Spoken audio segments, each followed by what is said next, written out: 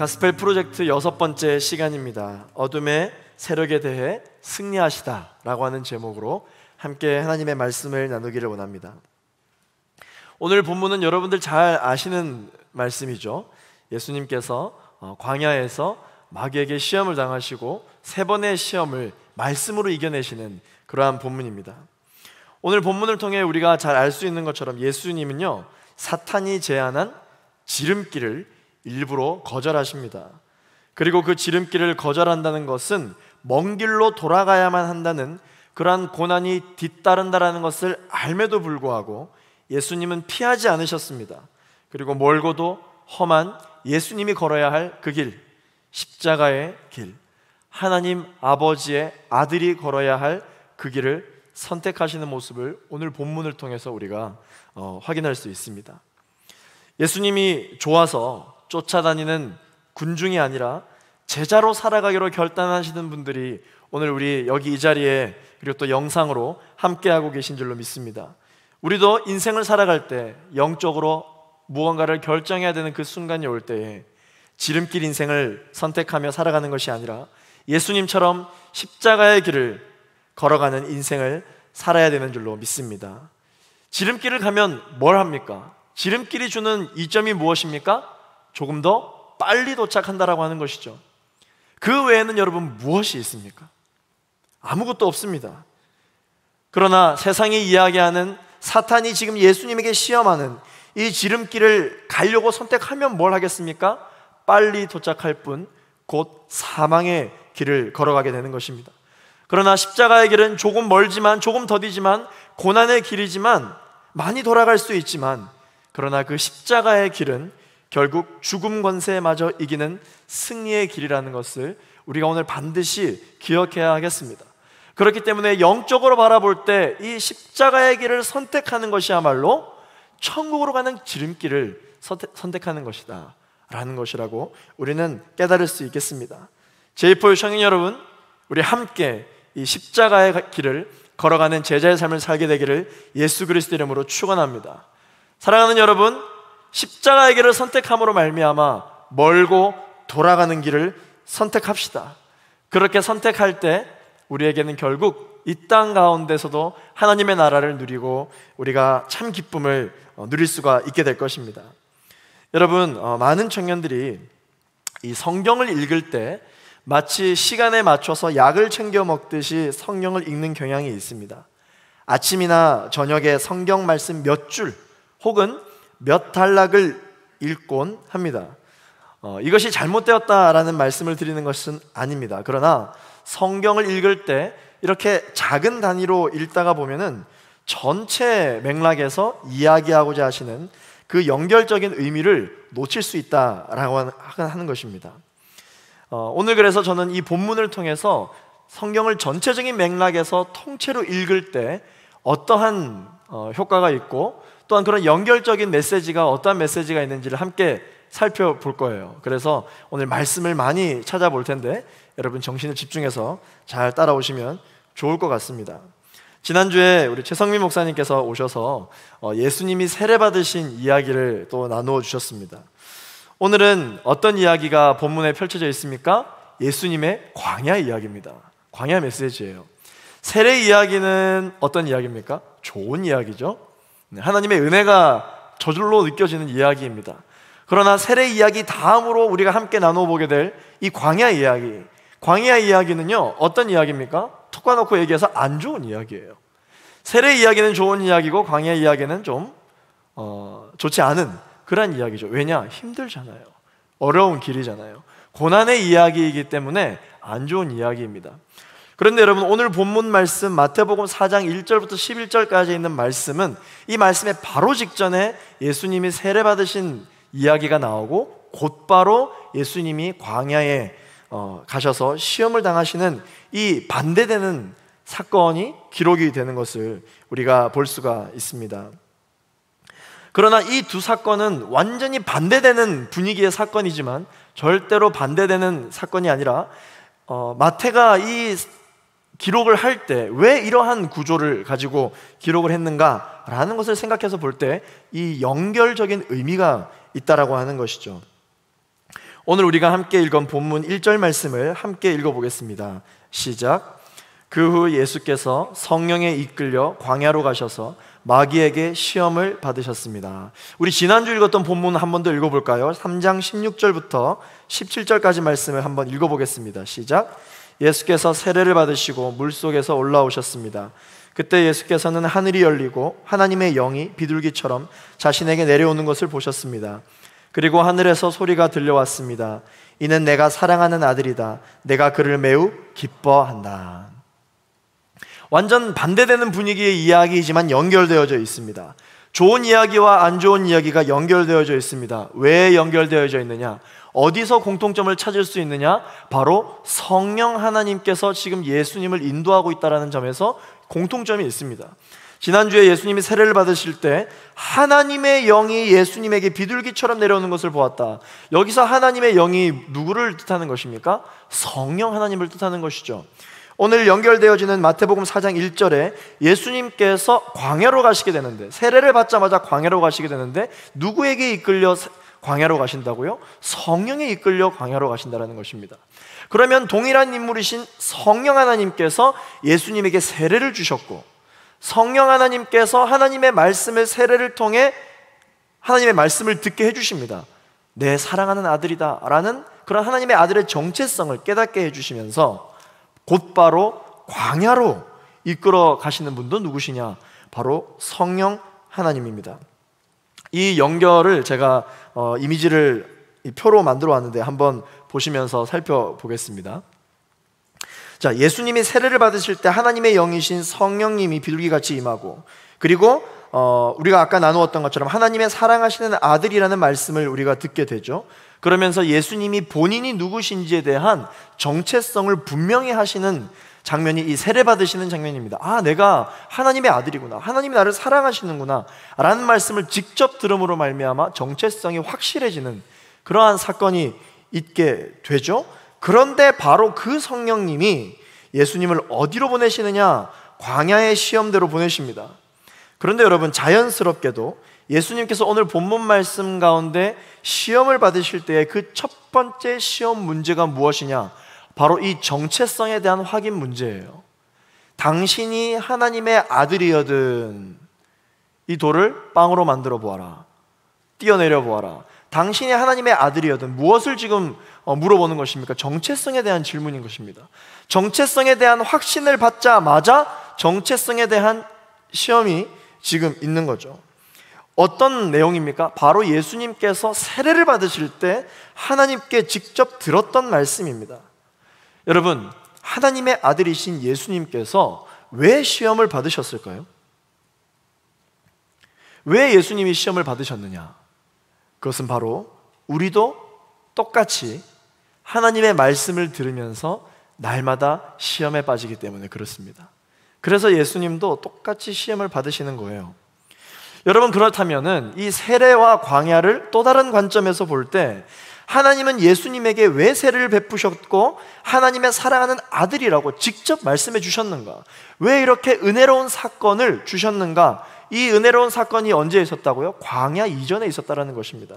그렇다면 광야 시험이 있을 것이고 그 광야 시험에서 승리하게 하시기 위해서 하나님은 예수님에게 이 세례라고 하는 놀라운 은혜의 사건을 경험케 하신 것이죠. 예수님은 세례라는 이 은혜의 시간이 있었기 때문에 광야에서 승리할 수가 있었습니다. 이와 같이 여러분, 이 연결적인 메시지를 통해서 우리는 어떻게 이 말씀을 받아들일 수가 있느냐? 우리 역시 예배라는 이 시간을 통하여서 성령 세례를 경험하는 이 은혜의 시간이 어디에 있습니까? 예배에 있죠. 이 성령 세례를 경험함으로 말미암아 광야와 같은 세상에서 우리는 반드시 승리할 수가 있다. 그렇다면 오늘 이 예배를 통해 하나님께서 왜 은혜를 약속해 주셨느냐? 오늘 이 예배를 통해서 하나님께서 왜 우리에게 성령 세례를 주시기를 원하시느냐? 오늘 예배 이후에 우리가 살아가게 될 광야와 같은 이 세상에서 승리하게 하시기 위함이라는 것이죠. 여러분 믿으십니까? 그렇기 때문에 여러분, 오늘 이 예배 시간을요, 여러분 절대로 놓쳐서는 안 됩니다. 오늘 이 예배 시간에 하나님께서 계획해 주신 이 은혜는요, 이 성령 세례는 우리가 내일부터 살아가게 될 세상에서 경험하게 될 그 시험을 이길 수 있는 승리의 원동력이 오늘 이 예배에 있는 것입니다. 오늘 우리가 드려지는 이 예배 때 말씀해 주신 하나님의 그 말씀이 바로 우리가 경험하게 될 광야와 같은 세상에서 시험을 받을 때 이겨낼 수 있는 힘이 바로 지금 이 시간 예배를 통해 우리에게 성령 세례로 선포되고 있는 것입니다. 여러분 믿으십니까? 그러한 믿음과 마음이 있는 자는요, 이 예배를 절대 그냥 드리지 않죠. 내가 반드시 은혜를 받는다, 반드시 하나님의 약속의 말씀을 내가 받고야 말겠다, 갈망이 있는 것입니다. 그러한 갈급함이 회복되어지는 것입니다. 오늘 이 시간은 그냥 형식적으로 우리가 일주일에 한 번 예배를 드리는 시간이 아니라 우리가 경험하게 될 이 광야의 시간 가운데 이겨낼 수 있는 원동력이 제공되는 그러한 약속의 시간인 줄로 믿습니다. 그래서 많은 사람들이 월화수목금토일이라고 이야기하지만 믿음의 사람들은 일월화수목금토라고 이야기를 해야 되죠. 뭔가 한 주간을 마무리하는 시간으로 주일을 보내는 것이 아니라 한 주간을 시작하기 전에 첫 시간을 주님께 올려드린다. 그러한 마음으로 우리가 오늘 이 예배에 임하고 이 예배 때 결판을 봐야 됩니다. 그냥 돌아가시면 안 됩니다. 오늘 예배 가운데 예비되어져 있는 하나님의 은혜, 하나님의 이 약속의 말씀, 오늘 한 사람도 빠짐없이 모두 누리고 돌아가시는 은혜로운 시간이 되기를 예수 그리스도 이름으로 축원합니다. 예수님의 시험은요, 예수님과 구약의 이스라엘 민족 사이에 또 많은 유사점을 보여주고 있습니다. 그래서 우리가 오늘 이 마태복음을 또한 읽고는 있지만, 또한 예수님이 승천하신 이후에 제자들이 유대인들에게 또 이스라엘 백성들에게 복음을 전할 때 이 마태복음이라고 하는 것을 읽는 독자들로 하여금 이 예수님의 시험 받으시는 사건이 이건 마치 우리의 이야기야, 이건 내가 경험했던, 우리의 선조들이 경험했던 것과 동일한 것을 바로 이 예수님이라는 인물이 경험을 했구나 라는 것을 알게 하기 위해서, 깨닫게 해주는 어떤 그러한 의미가 또한 함께 있습니다.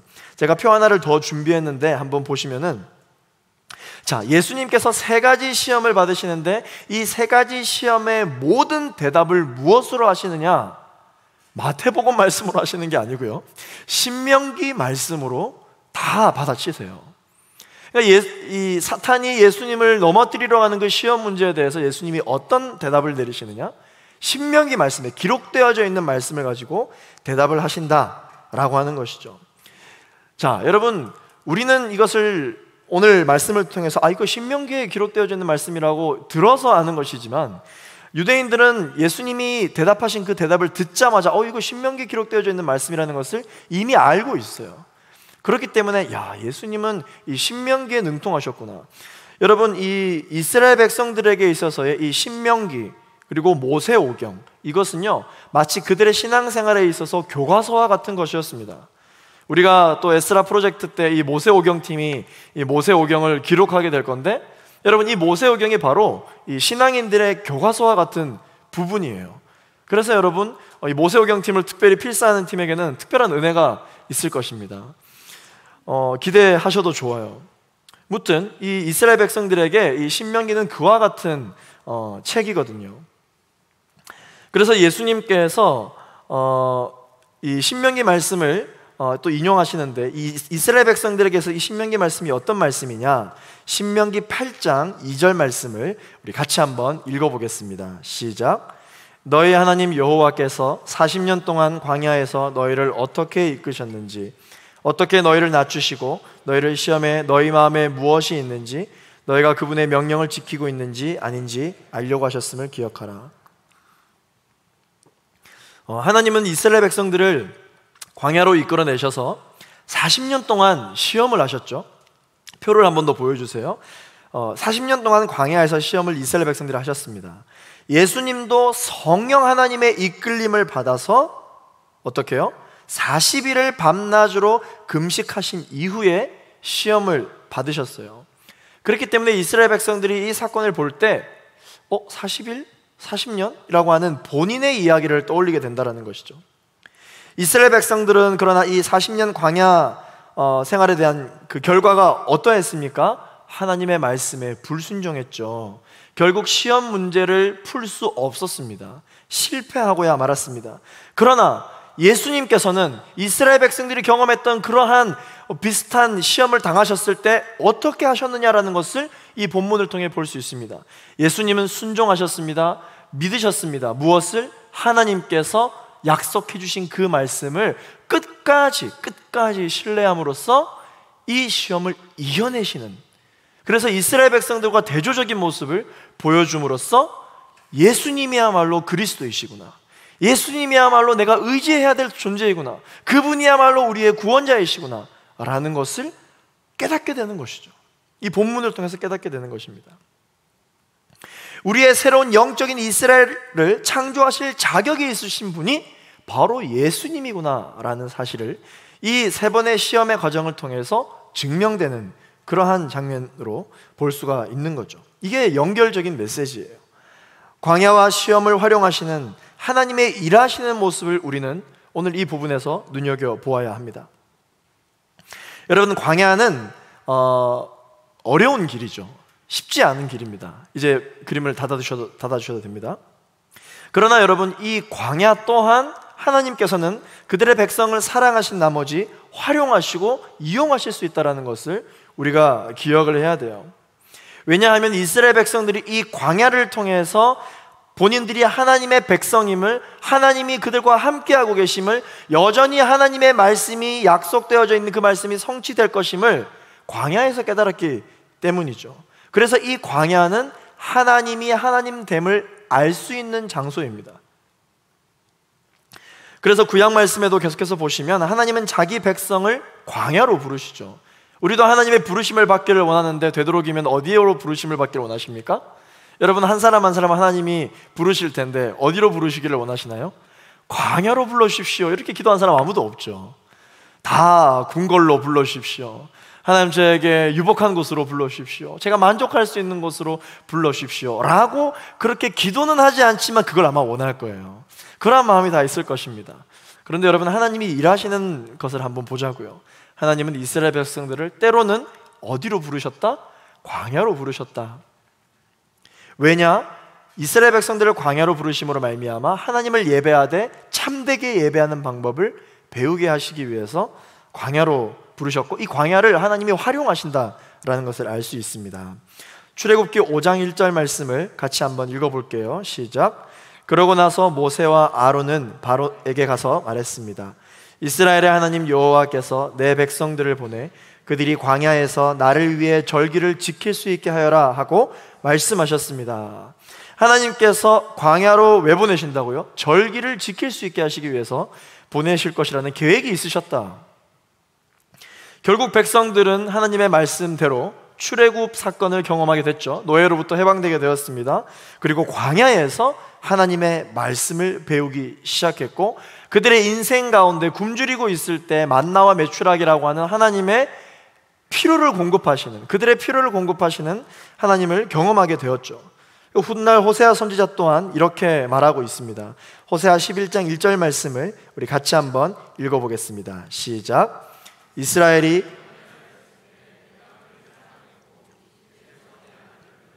아멘. 이스라엘이 하나님의 아들됨을 어디에서부터 시작하게 하셨다라는 것입니까? 광야에서부터 시작하게 하셨다라는 것입니다. 여러분, 예수님의 광야 시험도 마찬가지였습니다. 예수님은요, 세례를 받으심으로 하나님의 아들로 선포되었습니다. 그러나 또한 이 광야 시험이라고 하는 반대되는 사건을 통해서 예수님은 순종을 보여주심으로 하나님 아버지와의 관계가 더 돈독해진 것이죠. 작년까지 우리가 아웃리치를 가는데, 여러분, 아웃리치가 마냥 평안하고 마냥 좋고 마냥 그런 행복한 시간만은 사실 아닐 수 있거든요. 왜냐하면 아웃리치라고 하는 것 자체가 우리의 편리함을 포기하는 시간이죠. 여름철에 우리가 여름철을 잘 보내려면 시원한 곳에 있어야 되는데 아웃리치를 가는 곳곳마다 제일 더운 곳을 갑니다. 아웃리치를 가는 곳곳마다 그냥 나 혼자 가면은 너무 편할 텐데 팀원들이 함께 갑니다.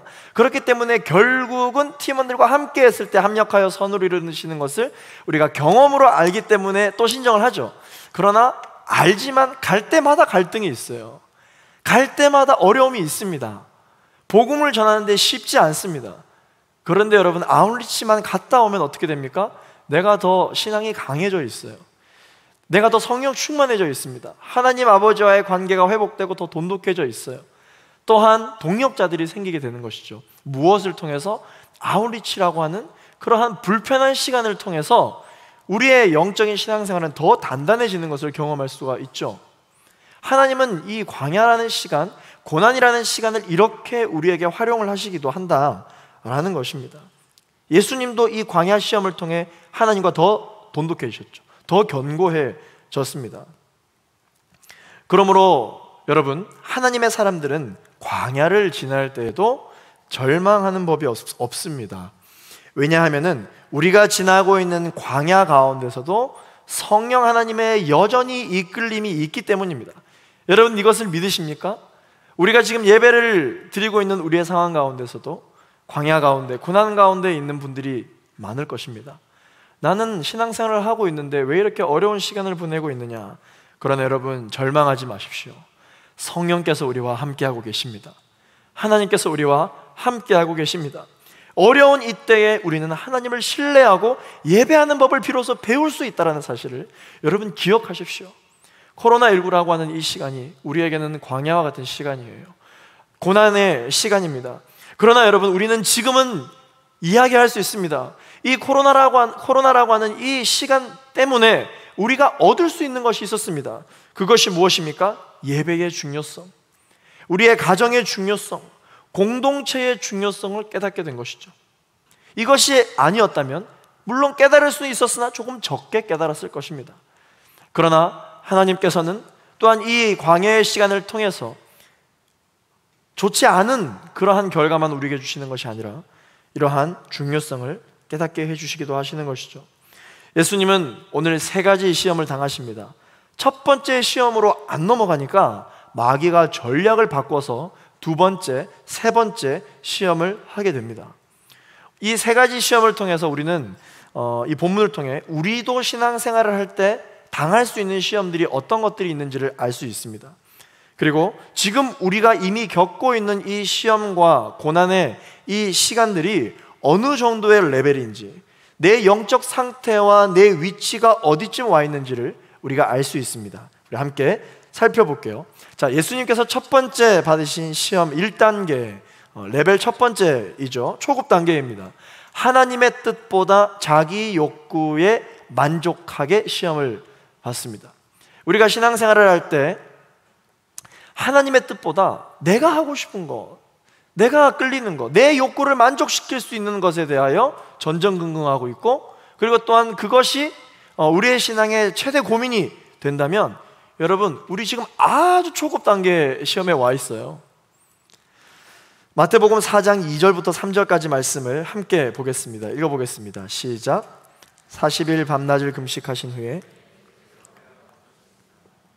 시험하는 자가 예수께 다가와 말했습니다. 하나님의 아들이라면 이 돌들에게 빵이 되라고 해보시오. 사탄이 뭘 건드리느냐? 예수님의 식욕을 건드립니다. 예수님의 식욕.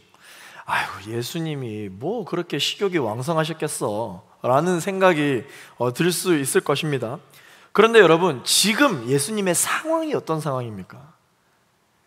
지금 예수님이 40일 동안 밤낮으로 뭐 하셨다고요? 금식하셨습니다. 금식. 여러분, 40일 동안 금식해 보신 분 계십니까?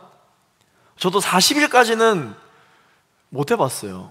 이 목숨의 위협을 느낄 것 같아서 40일 동안은 못 해보았으나, 제가 어느 정도 금식을 해본 결과 이 식욕이 말이죠, 정말 사람이 이겨낼 수 없는 그러한 욕구 중에 하나라는 것을 제가 조금은 이해할 수가 있을 것 같아요. 예수님 지금 어떠십니까? 금식하셔서 배고프시거든요. 너무 힘이 없으신 상태거든요. 그런데 사탄이 그 순간을 노리는 거예요. 어떤 순간? 예수님이 가장 연약해지실 수 있는 그 순간, 그걸 기다렸다가 건드리는 것입니다. 예수님의 허점, 가장 약한 부분, 그걸 건드리는 것이죠. 예수님이 어쩌면 지금 가장 필요한 것이 뭐냐면 사탄이 이야기하는 빵이었을 거예요. 지금 예수님에게 가장 필요한 것은 빵이었을 것입니다. 그러나 예수님은 사탄의 이 유혹에 그렇지 않다라고 대답을 하고 계시죠. 그래서 우리가 오늘 본문 말씀에 보면 예수님께서 뭐라고 대답하시냐면은 사람이 빵으로만 사는 것이 아니라 하나님의 입에서 나오는 모든 말씀으로 산다. 그런데 이 말씀에 뭐라고 앞에 되어져 있냐면 성경에 기록됐다. 사람이 빵으로만 사는 것이 아니라 이렇게 말씀하고 있거든요. 그 성경이 어디 기록되어 있냐고요.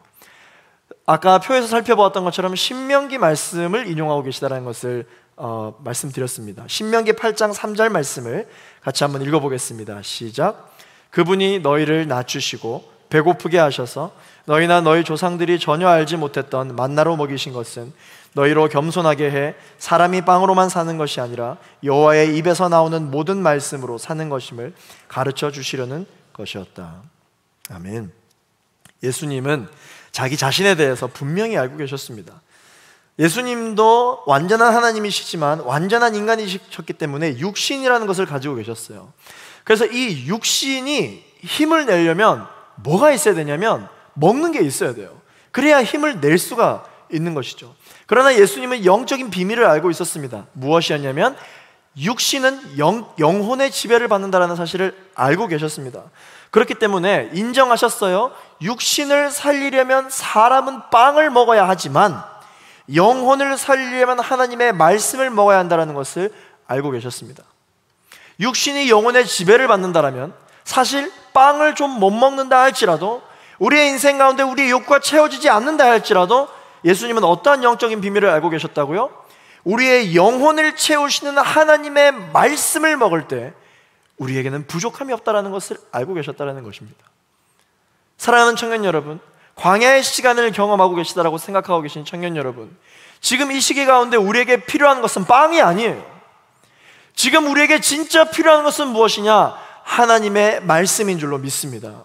이 말씀이 우리의 영혼을 살릴 뿐만 아니라 영혼이 지배하고 있는 우리의 육신마저 살리는 그러한 양식인 것입니다. 그런데 내가 빵은 많이 먹고 있는데 말씀을 많이 먹고 있지 않다. 여러분, 시간이 지나면 병들게 되어 있어요. 영혼의 질병이 찾아오게 되어 있습니다.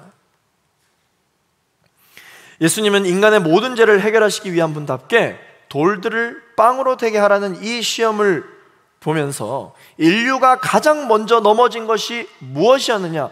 욕구였다라는 것을 또한 말씀해 주고 계세요.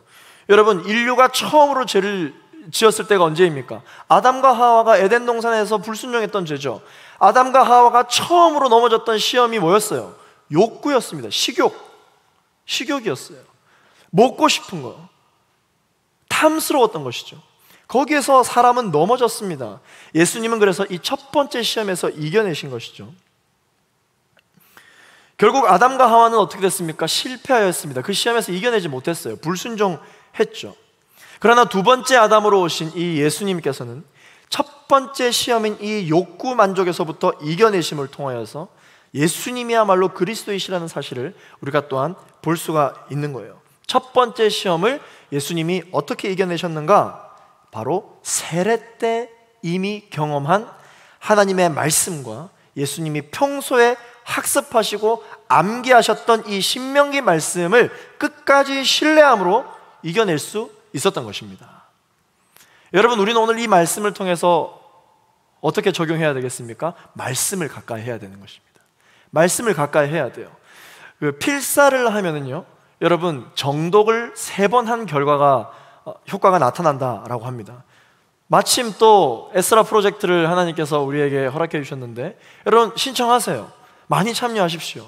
그래서 여러분들에게 주어지는 그 성경 범위를 필사함으로써 하나님이 주시는 그 특별한 은혜, 하나님이 여러분들만을 위해서 만들어주신 그 엄청난 영적인 요리를 여러분 맛볼 수 있는 시간이 되기를 원합니다. 자, 두 번째 시험, 예수님 무엇을 받으셨느냐? 이 시험 2단계입니다. 이 중급 문제인데요, 하나님을 시험하고 의심하게 됩니다. 혹시 여러분들, 예배드리는 여러분들 가운데 하나님을 시험하고자 하는 마음, 또한 하나님을 의심하는 마음이 든다면 여러분 지금 이 두 번째 중급의 시험 단계에 와 있는 것입니다. 오늘 본문 6절 말씀을 같이 읽겠습니다. 시작. 마귀가 말했습니다. 당신이 하나님의 아들이라면 뛰어내려 보시오. 성경에 기록됐소. 하나님이 너를 위해 천사들에게 명령하실 것이다. 그러면 천사들이 손으로 너를 붙잡아 내 발이 돌에 부딪히지 않도록 할 것이다. 참 그럴싸한 말로 여러분 시험을 하죠. 여러분, 사탄은요 어떻게 우리를 넘어뜨리는지 아십니까? 굉장히 비슷하게, 하나님의 말씀과 비슷하게 우리를 유혹합니다. 그래서 우리에게 뭐가 필요하냐? 분별력이 필요한 것이죠. 여러분, 사람이 말이죠, 이 시험에 들면은 가장 먼저 드는 게 뭐냐면 의심이에요. 의심. 내가 시험에 들면은 제일 먼저 찾아오는 마음이 뭐냐면 의심하는 마음이 찾아오게 됩니다. 여러분, 이 아담과 하와도 두 번째 시험 단계를 거칩니다. 첫 번째, 식욕으로 넘어졌죠. 두 번째, 어떠한 유혹이 찾아오게 되느냐? 이 뱀이 이 간교한 뱀이 아담과 하와에게 이렇게 속삭입니다. 하나님이 뭐라고 이야기하시더냐? 라고 질문을 해요. 그렇게 했을 때 아담과 하와가 뭐라고 이야기합니까? 반드시 정녕 너희가 죽으리라 하나님이 먼저 말씀을 하셨습니다. 그러나 뱀이 아담과 하와에게 뭐라고 다시 이야기합니까? 정녕 죽을까 하노라. 개역개정에 죽을까 하노라. 반드시 죽으리라 말씀하셨음에도 불구하고 뱀은 어떻게 유혹하느냐? 비슷한 말을 하지만 죽을까 하노라, 까 하노라, 의심을 넣는 거예요. 우리에게 의심이 찾아옵니다. 우리는 시험을 당할 때에도 이 의심하는 마음이 든다면, 또한 하나님을, 이 의심이 드니까 하나님이 정말 살아계신지, 하나님의 말씀이 정말 맞는지 라고 하는 그러한 시험하고자 하는 그러한 마음이 든다면, 여러분, 내가 지금 이 두 번째 시험 단계에 와 있구나라는 것을 아셔야 돼요. 주의해야 합니다. 첫 번째 시험으로 예수님이 꿈쩍도 하지 않으시니까 사탄이 전략을 바꿉니다. 어떤 전략으로 이 두 번째 시험을 하셨느냐?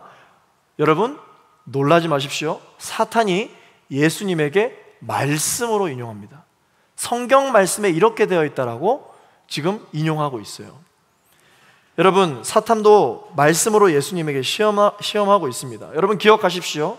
성경 말씀을요, 이 사탄이 그 누구보다도 많이 암기하고 있다는 사실을 여러분 기억해야 됩니다. 누구보다도 이 말씀을 잘 알고 있어요. 그런데 사탄은 이 말씀을 어떻게 이용하느냐? 악용하죠. 다 그릇되게 악용합니다. 여러분 아실 겁니다. 여러분 시험을 칠 때 빵점을 맞으려면 어떻게 해야 됩니까? 모든 문제의 답을 다 알고 있어야 돼요. 그래야 빵점을 맞을 수 있잖아요. 대충 이렇게 찍다가 하나라도 맞으면 여러분 기본 점수라도 받는 거예요. 빵점을 맞으려면, 완전히 잘못된 오답을 체크하려면 다 알고 있어야 되죠. 사탄이 여러분 하나님의 말씀을 너무나도 잘 알고 있습니다. 그래서 우리가 신앙생활 할 때 이 말씀을 인용해서 우리에게 유혹을 한다는 것입니다. 오늘 이 사탄이 두 번째 시험으로 예수님에게 시험을 할 때 어떠한 말씀으로 인용하느냐? 이 천사가 뛰어내려 보시오. 천사가 붙잡아 줄 겁니다. 이게 시편 91편에 있는 말씀이에요. 시편 91편 11절에서 12절 말씀을 우리 같이 한번 읽어보겠습니다. 시작. 그분이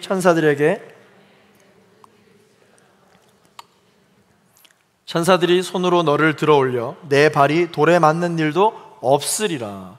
이게 기록되어져 있는 말씀이에요. 이 말씀을 그대로 가지고 와서 예수님을 시험하는 것이죠. 이 성경 말씀을 보았을 때 여러분 어떻습니까? 잘못된 부분이 있습니까? 사탄이 인용했다니까요. 어디가 잘못됐습니까? 이 말씀만 봐서는 잘못된 부분이 없죠. 하나님의 말씀이 어떻게 잘못됐겠습니까?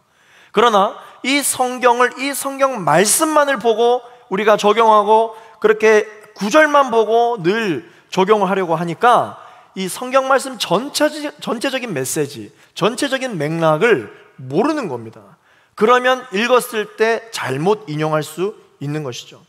이 시편 91편의 말씀은요, 하나님의 보호하심이 핵심 내용이 아니라 전능하신 하나님을 신뢰한다라는 것이 핵심 내용이에요.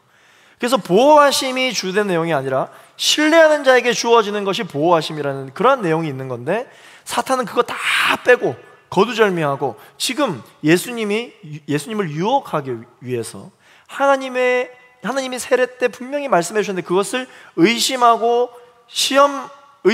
하나님에 대해서 시험에 들게 하기 위해서 이 시편 91편 말씀, 이 말씀만 딱, 악마의 편집이죠. 이 말씀만 딱 들고 와가지고 유혹하는 것입니다. 우리도 신앙생활을 하다 보면 성경을 전체적으로 읽지 않고 그 구절만, 내가 좋아하는 말씀, 내가 위로되는 말씀만 탁 이렇게 발췌해서 여러분 받아들이게 된다면 이렇게 잘못된 인용, 시험을 당할 수 있는 상황 가운데 있습니다. 대표적인 말씀을 제가 한번 소개해 드릴게요. 빌립보서 4장 13절 말씀 같이 한번 읽어보겠습니다. 시작. 내게 능력 주시는 분 안에서 내가 모든 일을 감당할 수 있습니다. 이거 다 암기하잖아요. 너무너무 여러분 잘 아는 유명한 말씀이지 않습니까? 그래서 내가 힘들고 어려울 때 내게 능력 주시는 자 안에서 내가 모든 것을 할 수 있느니라. 여러분 그렇게 암기를 하면서 위로와 힘을 얻습니다. 그런데 여러분 그렇게만 적용하면 이 말씀은 잘못 적용한 거예요. 이 빌립보서 말씀의 핵심은요, 우리가 암기하고 있는 이 4장 13절이 핵심이 아니라 바로 전절인 11절과 12절이 핵심이에요. 11절 12절 말씀 같이 한번 읽어보겠습니다. 시작. 내가 궁핍함으로 이런 말을 하는 것이 아닙니다. 나는 어떤 처지에 있든지 자족하는 법을 배웠습니다. 나는 궁핍에 처할 줄도 알고 풍부에 처할 줄도 압니다. 나는 배부르든 배고프든 풍족하든 궁핍하든 모든 형편에 처하는 비결을 배웠습니다. 그렇기 때문에 내가 이러한 비결을 소유하고 있기 때문에 어떠한 상황에서도 하나님께 감사할 수 있는 비결을 갖고 있기 때문에 능력 주시는 분 안에서 모든 것을 할 수 있는 것입니다. 그런데 내가 감사할 수 있는 능력도 없고 내가 자족할 수 있는 법이 없는데 무조건 능력 주시는 자 안에서 내가 모든 것을 할 수 있다. 완전히 틀린 것도 아니지만 완전히 맞는 것도 아니에요. 이 빌립보서 4장의 핵심은 자족하는 능력입니다. 자족하는 능력. 그래서 이 핵심 내용이야말로 가난할 때나 부유할 때나 내가 하나님을 찬양하겠노라, 하나님을 감사하겠노라 라고 하는 이 자족의 핵심인 것입니다. 성경을 잘못 인용하면, 성경을 너무 편협적으로 알면 사탄의 유혹에 넘어가 버리고 마는 것이죠. 우리의 죄를 정당화하기 위해서 오늘 이 시간에도 사탄은 우리에게 잘못된 성경 인용을 들이대고 있을지도 모릅니다. 그래서 성경을 전체적인 맥락에서 읽는 것이 매우 중요한 것이죠. 예수님은 이미 이 성경의 정체적인 맥락 읽기가 되어 계시기 때문에 사탄의 두 번째 시험도 신명기 말씀으로 이겨내실 수 있는 것입니다. 예수님께서 이 사탄의 시험에 대해서 뭐라고 대답하십니까? 7절 말씀에 보면 성경에 또 기록됐다. 주 내 하나님을 시험하지 말라. 의심하는 마음이 들면 시험해야 하기 때문에 주 너의 하나님을 시험하지 말라고 대받아치시는 것입니다. 이 말씀이 어디에 있는 거냐? 신명기 6장 16절 말씀에 있는 것입니다. 함께 읽어보겠습니다. 시작. 너희는 마사에서처럼 너희 하나님 여호와를 시험하지 말라. 예수님은 어떻게 두 번째 시험을 이겨낼 수 있었는가? 하나님의 약속의 말씀을 끝까지 신뢰함으로, 하나님의 말씀을 편협적으로 알지 않고 전체적인 메시지를 알고 계셨기 때문에 이겨내실 수 있었다라는 것입니다. 마지막 시험 세 번째 단계, 고급 문제이죠. 세 번째 시험의 문제는 무엇이냐? 십자가를 잇고 자기 영광만을 취하는 것입니다. 사랑하는 청년 여러분, 여러분 신앙생활 하면서 혹시 십자가에 대한 고민을 하고 계신 분 계십니까? 내가 과연 이 십자가를 질 수 있는가? 나는 연약하고 부족해서 이 십자가를 질 수 없지 않을까라고 하는 이 고민 혹시 하고 계신 분 계십니까? 그래서 이 고민에 대한 결과로 나는 이 십자가를 감당할 수 없겠다, 나는 이 십자가를 질 수 없는 존재이다, 심지어 나의 구원까지 의심하게 되는 이러한 상황까지 놓여있는 청년이 있을 수 있는 것입니다.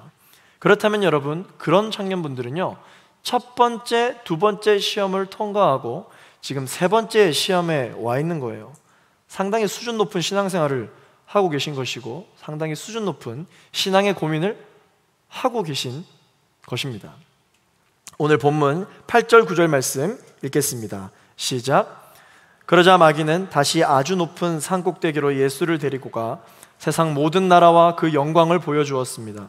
그리고 마귀가 말했습니다. 당신이 만약 내게 엎드려 경배하면 이 모든 것을 당신에게 주겠소. 여러분, 마지막 세 번째 시험 문제가 뭐였냐면요, 신앙을 지킬 것인가 아니면 너의 영광을 지킬 것인가, 너의 자리를 지킬 것인가, 너의 기회를 지킬 것인가, 너가 가지고 있는 것을 지킬 것인가, 그것에 대한 문제입니다. 이제 사탄이요, 예수님에게 말씀을 인용해가지고는 예수님을 이길 수 없겠구나 라는 판단이 들자 마지막 최후의 보루를 씁니다. 그게 뭐냐? 사람이 가장 약한 거죠. 뭐냐? 직접 보여주는 거예요. 직접 보여주는 것입니다. 그래서 예수님을 가장 높은 곳으로 데려가 온 천하 만물을 직접 보여주는 것이죠. 그러나 이러한 시험에도 예수님은 흔들리지 않았습니다. 왜냐하면 예수님은 말씀을 통해 자신이 누구인지, 내가 어떤 일을 해야 하는지, 어디로 가게 되는지를 확실하게 알고 계셨기 때문입니다. 무엇으로? 말씀을 통해 알고 계셨다는 것입니다. 이 마지막 시험 문제를 풀기 위해 가장 필요한 것이 무엇이냐? 내가 누구인지, 내가 어떤 일을 하며 살아야 되는지, 나는 결국 어디로 가게 되는 존재인지를 아는 것, 이것이야말로 우리의 인생의 가장 고급 문제를 풀 수 있는 그러한 해답이다라고 하는 것입니다. 신앙생활을 하면서 이 사실을 안다라는 것은 상당한 힘을 발휘하는 것이죠. 그에 대한 해답은 무엇이겠습니까? 나는 하나님의 자녀이다. 나는 하나님의 아들이다. 나는 하나님의 딸이다. 하나님께서 나를 지금 이곳으로 불러주셨다라고 하는 믿음의 확신. 나는 많은 고난과 수많은 광야 가운데 비록 죽음을 경험한다 할지라도 결국 나에게 예비되어져 있는 것은 천국 소망이다 라고 하는 이 세 가지 질문에 대한 확실한 대답이 있는 사람은요, 이 마지막 시험 문제도 풀 수가 있습니다. 사랑하는 청년 여러분, 자기 자신에게 한번 물어보십시오. 나는 이 세 가지 확신이 있는가? 내 인생 가운데 다가온 이 문제를 마주 대할 때 나는 이 세 가지 확실한 대답을 할 수 있는가? 그래서 예수님은 또 말씀으로 받아치십니다. 신명기 6장 13절 말씀 읽습니다. 시작. 너희 하나님 여호와를 경외하고 그분만을 섬기고 그 이름을 두고 맹세하라. 이 말씀으로 세 번째 시험 문제를 받아치시는 거예요. 어떤 말씀입니까? 하나님의 사람들이여, 세상이 이야기하는 세상 명검을 뽑을 것인가? 아니면 성령의 검을 뽑을 것인가? 이 질문을 마지막 문제에서 우리 모두에게 던지고 있습니다. 성령의 검은 곧 무엇을 말하는 것입니까? 하나님의 말씀을 말하는 것이죠. 여러분 인생 가운데 세상에서 이야기하는 유명한 검을 뽑을 것인가? 아니면 세상의 모든 것을 배워버릴 수 있는 성령의 검을 뽑을 것인가? 여러분 고민하고 선택할 수 있는 여러분 되기를 예수 그리스도 이름으로 축원합니다. 우리는 선택해야 하고 하나님이 우리에게 선택하도록 하셨습니다. 왜냐하면 선택할 때, 올바른 것을 선택할 때 누릴 수 있는 하나님의 은혜가 있기 때문이죠. 아드리안 로저스 목사님은 이 세 번째 시험에 대해서 이렇게 정리하셨습니다. 사탄이 광야에서 세 번에 걸쳐 시험에 올 때 전능하신 하나님께 순종하는 아들이신 예수님은 성령 충만함으로 하나님의 말씀인 성령의 검을 들고 사탄을 베어버리셨습니다 라고 정리합니다. 사랑하는 청년 여러분, 성령의 검을 뽑으십시오. 그래서 이 성령의 검으로는 어떤 것도 당해낼 수 없는 세상의 부와 귀중한 것과 능력 있는 것들을 모조리 베어낼 수 있는, 그래서 승리를 경험할 수 있는 여러분 되기를 예수 그리스도 이름으로 축원합니다. 예수님이 세 번째 시험을 어떻게 이길 수 있었는가? 세상의 말이 아니라 하나님의 말씀을 선택했고 성령의 검을 뽑았기 때문에 세 번째 시험을 이겨낼 수가 있었습니다. 말씀을 맺겠습니다. 사랑하는 청년 여러분, 기억하십시오. 왜 우리의 인생 가운데 고난이 있는가? 왜 나의 삶에 광야와 같은 시간들이 계속해서 주어지는가? 예수님의 인생을 볼 때 왜 예수님의 인생에 광야의 시간이 있었는가? 예수님이 받으신 세례의 시간이 있으셨기 때문이에요. 왜 우리가 이렇게 어려운 시험의 시간을 보내고 있는가? 여러분, 그렇다면 여러분에게 반문하면서 위로를 삼고 힘을 얻으십시오. 여러분의 삶 가운데 은혜가 있다라고 하는 반증입니다. 여러분의 신앙생활 가운데 하나님이 주신 말씀이 있기 때문에 하나님이 여러분들에게 말씀해 주셨습니다. 내가 사랑하는 아들이요 내가 사랑하는 딸이다라고 하는 그 약속의 말씀이 있었기 때문에 우리의 인생에는 지금 경험하고 있는 이 광야의 시간이 있는 거예요. 은혜가 없다면 사탄이 우리를 시험하지 않습니다. 하나님의 말씀이 우리의 인생 가운데 존재하지 않는다면 사탄이 우리를 시험하지 않습니다. 왜냐? 시험하지 않아도, 굳이 테스트하지 않아도 우리의 인생에 은혜가 없고 하나님의 말씀이 없기 때문에 실패할 수밖에 없거든요. 빵점일 수밖에 없거든요. 그러면 테스트도 없고 시험도 없고 의심도 없고 고난도 없고 광야도 없어요. 그런데 왜 고난이 있고 광야가 있느냐? 은혜가 있기 때문입니다. 우리의 예배에 은혜가 있기 때문에, 우리의 신앙생활에 말씀이 있기 때문에 성령에 이끌려 우리도 광야로 갈 수가 있다는 것입니다. 그렇기 때문에 하나님의 사람들이여, 우리가 겪고 있는 이 시험과 고난은 조금 고생스러울 수 있습니다. 힘들 수 있습니다. 그러나 이것이 하나님께서 이미 먼저 말씀해 주신 그 약속의 말씀을 끝까지 신뢰하고 붙들고 성령의 검을 높이 들고 있을 때 우리는 모든 시험에서 예수님이 승리하신 것처럼 이겨낼 수 있는 줄로 믿습니다. 여러분 걱정하지 마십시오. 이 세 번째 시험까지만 통과하면 네 번째, 다섯 번째 시험이 있지 않습니다. 어떤 일이 있느냐? 오늘 본문 마지막 11절 말씀을 같이 한번 읽어볼게요. 시작. 그러자 마귀는 예수를 떠나갔습니다. 그리고 천사들이 와서 예수를 섬겼습니다. 할렐루야, 아멘. 이 시험을 말씀으로 이기십시오.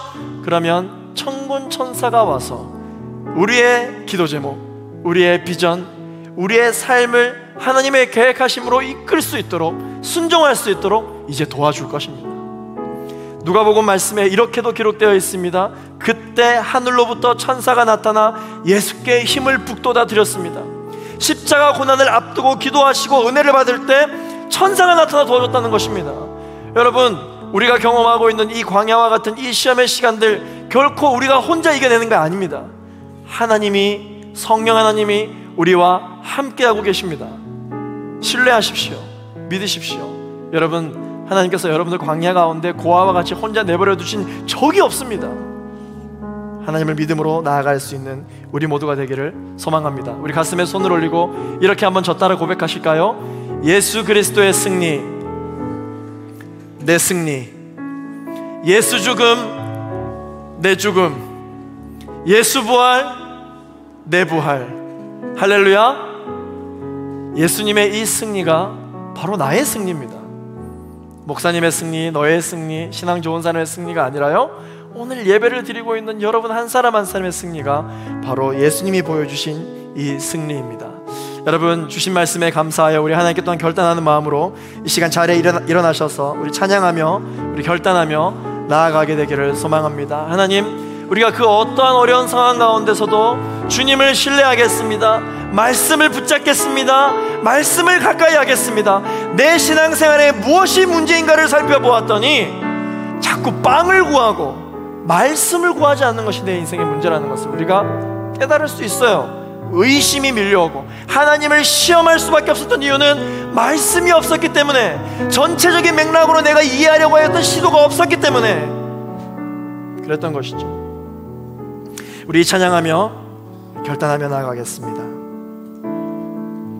전능하신 나의 주 하나님을, 전능하신 나의 주 하나님을 능치 못하실 일 전혀 없네. 우리의 모든 간구도, 우리의 모든 생각도, 우리의 모든 꿈과 모든 소망도 신실하신 나의 주 하나님은 바로 그분이 우리의 괴로움을 바꿀 수 있는 분이십니다. 우리의 모든 괴로움 바꿀 수 있네. 불가능한 일 행하시고 죽은 자를 일으키시, 선포하며 그를 이길 자 아무도 없네. 주의 말씀 의지하여 깊은 곳에 금을 던져 오늘 그가 놀라운 일을 이루시는 것 보라. 주의 말씀 의지하여 믿음으로 금을 던져 친구들 다 같이 올라와서 같이 찬양하겠습니다. 전능하신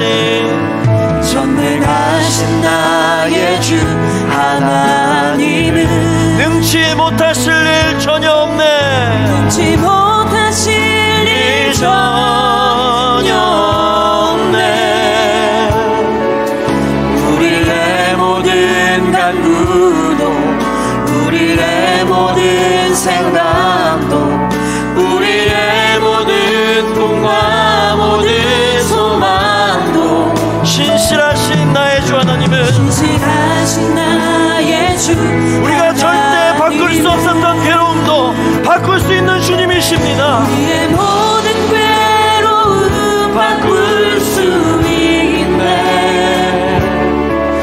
불가능한 일 행하시고 죽은 자를 일으키시니 그를 이길 자 아무도 없네. 성령의 검을 높이 들며 주의 말씀을 지하여 깊은 곳에 금을 던져 오직 그가 놀라운 일을 이루시는 것보다 주의 말씀을 지하여 믿음으로 금을 던져 믿는 자에게 능치 못한 주의 말씀을 지하여 깊은 곳에 금을 던져 오늘 그가 놀라운 일을 이루시는 것보다 주의 말씀을 지하여 믿음으로 금을 던져 믿는 자에게 능치 못한 없네. 오늘 찬양 가운데서도 이야기하고 있죠.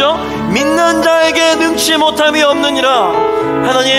하나님께서 앞으로 이야기해 주실 말씀을 믿는 것이 아니라 오늘 이 순간까지 이미 나에게 말씀해 주신 약속의 말씀을 끝까지 신뢰하며 믿음을 가지고 나아갑니다.